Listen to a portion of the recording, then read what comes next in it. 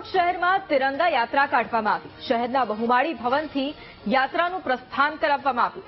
હજારોની સંખ્યામાં નાગરિકો સાથે નીકળેલી તિરંગા યાત્રાનું મહાત્મા ગાંધી સ્ટેચ્યુ પર સમાપન કરવામાં આવ્યું। આ યાત્રામાં ધારાસભ્યો, નેતાઓ, સંસ્થાઓ અને મોટી સંખ્યામાં શહેરીજનો પણ ઉપસ્થિત રહ્યા।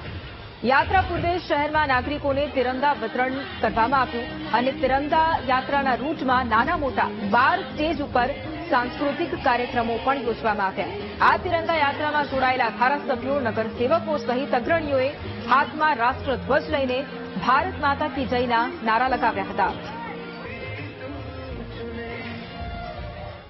રાજકોટ ખાતે યોજાયેલી આ તિરંગા યાત્રા ને લોકોનો ભવ્ય પ્રતિસાદ મળ્યો છે। રાષ્ટ્રીય પર્વ 15મી ઓગસ્ટની ઉજવણીના ભાગરૂપે સમગ્ર દેશભરમાં તિરંગા યાત્રા યોજાઈ રહી છે।